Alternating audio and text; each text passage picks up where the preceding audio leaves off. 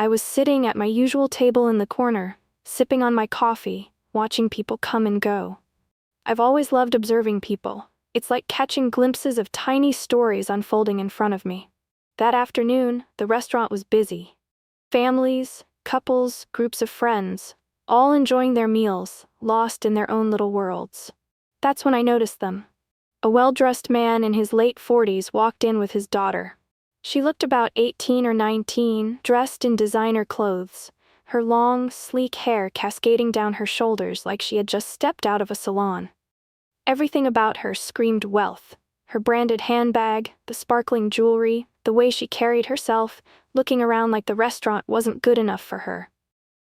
They sat down at a table near mine. A few moments later, a young waiter approached them with a polite smile. He looked no older than 20, his uniform slightly wrinkled, his shoes scuffed at the edges. He wasn't the polished, high-end type that probably worked at places this girl was used to. As he placed the menus in front of them, the girl's eyes drifted down to his feet, and I saw it, the slight smirk, the way her lips curled in amusement. She giggled. "Oh my God, Dad, look at his shoes." She didn't even lower her voice. The waiter stiffened, his smile faltering for just a second before he quickly recovered. But I noticed, so did her father. I held my breath. I wasn't prepared for what happened next. The moment the words left her lips, an awkward silence settled over the table. The waiter kept his head down, pretending he hadn't heard, but I could see the way his fingers trembled slightly as he held his notepad. Her father, however, did not pretend. He turned his head slowly, his sharp eyes locking onto his daughter like a hawk eyeing its prey. His expression didn't change. No anger, no frustration. Just a cold, assessing stare that made the air feel heavier. "Excuse me?" he said, his voice calm, but there was something about the way he said it that made the girl's smirk waver. She shifted uncomfortably in her seat. "I mean, just look at them," she said, gesturing toward the waiter's worn-out shoes, still amused but slightly hesitant now. "They're falling apart." I glanced at the waiter. His jaw was clenched, his cheeks burning red.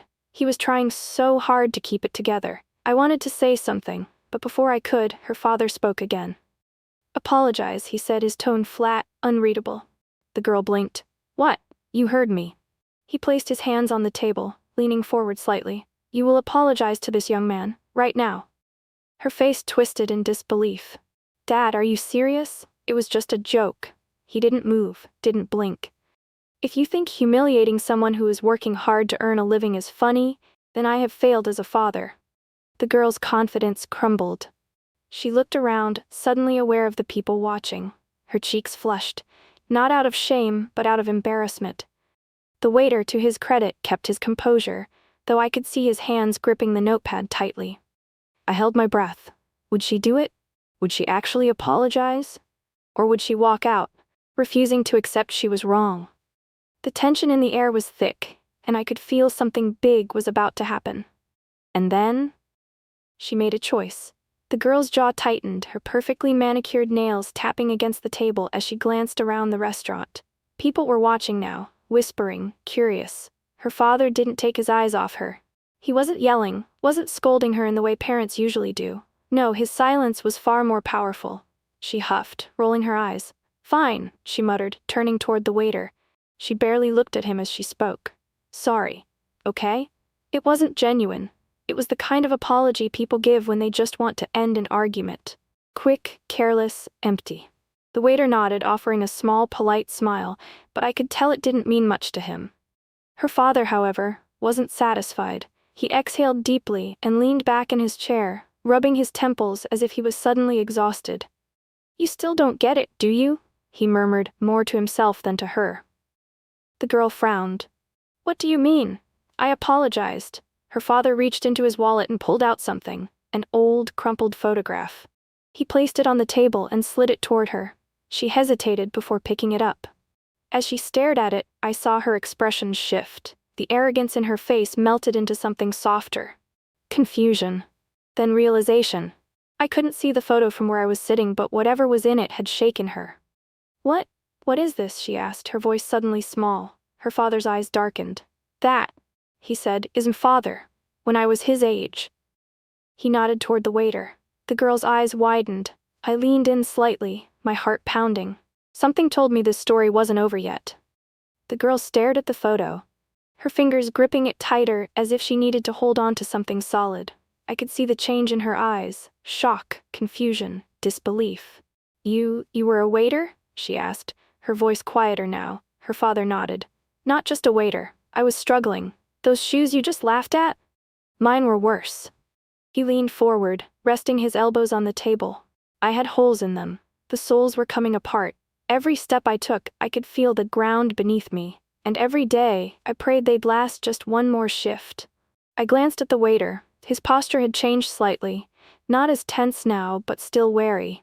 He was listening, just like the rest of us. The girl swallowed hard. "But I never knew this." Her father let out a humorless chuckle. "Of course you didn't. You've lived in comfort your whole life. You've never had to wonder where your next meal would come from. You've never had to stay up at night, worrying about rent or how you'd pay for school." He sighed. "But I did, and I worked for everything we have now." The girl looked down, staring at the photo like it held all the answers she'd never bothered to ask. Her father continued, his voice softer now. "You know what hurt the most back then? It wasn't the exhaustion or the hunger. It was people like you, people who looked at me and laughed, people who judged me by my shoes, my clothes, my job, like I was less than them." The girl flinched. The entire restaurant was silent. Even the clinking of silverware had stopped. Her father turned to the waiter. "Son, I apologize for my daughter's behavior." The waiter, clearly caught off guard, quickly shook his head. "Sir, it's okay." "No." The man cut him off. "It's not okay. You're working hard and no one has the right to belittle you for that." The girl looked like she wanted to disappear.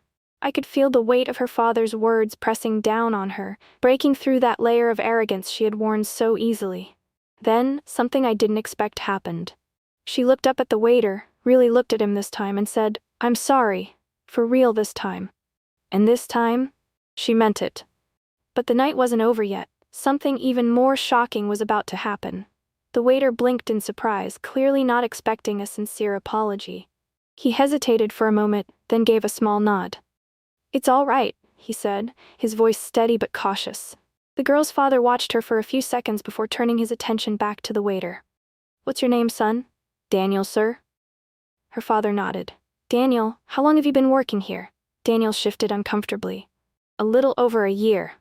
"And before that," a shadow passed over Daniel's face. He hesitated, then said, "I was in school, but I had to drop out. I felt a pang in my chest. I didn't know why, but something told me there was more to this story." Her father leaned forward, his eyes narrowing slightly. "Why did you drop out?"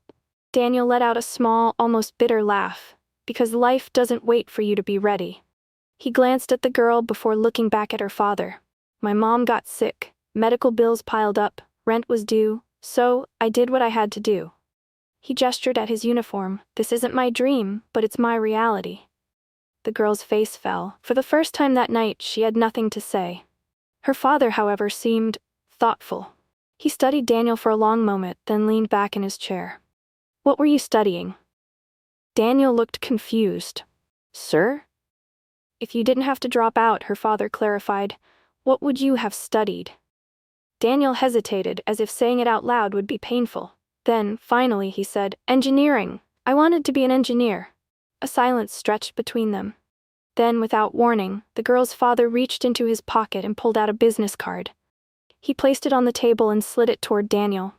"I own a company," he said, "a large one, and we always have room for hard-working, determined young men like you." Daniel stared at the card, his fingers hovering just above it as if touching it would make the moment real. His entire body was still, except for the slight rise and fall of his chest, his breath uneven. The world around him seemed to fade.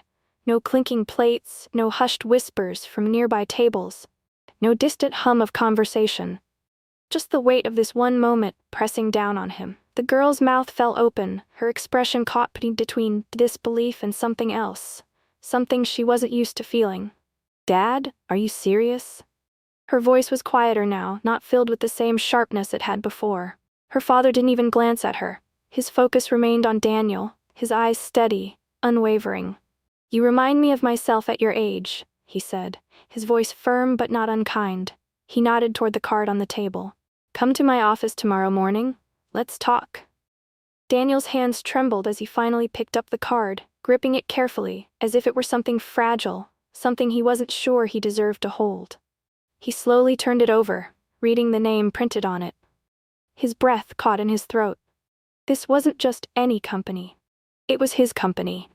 The kind of place Daniel had only dreamed of working at. The kind of opportunity he had never thought possible for someone like him. He looked up, his eyes wide, his voice barely above a whisper.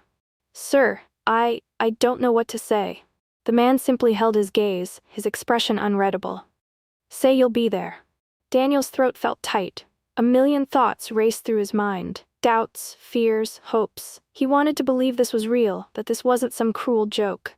But the sincerity in the man's eyes told him otherwise, so he swallowed hard, forcing down the lump in his throat, and nodded slowly. "I'll be there." A small smile tugged at the man's lips. He gave a single, satisfied nod.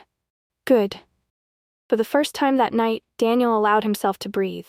I sat there, my hands wrapped around my coffee cup, warmth spreading through my fingers, yet my body felt frozen in place. I had just witnessed something rare, something powerful. It wasn't just a simple dinner at a fancy restaurant anymore.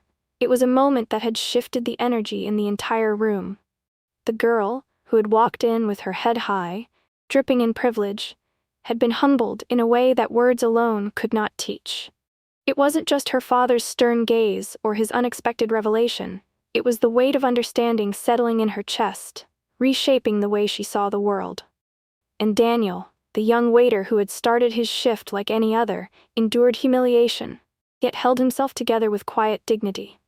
He had been looked down upon, dismissed, and yet, by the end of the night, he was no longer just a waiter, in worn-out shoes.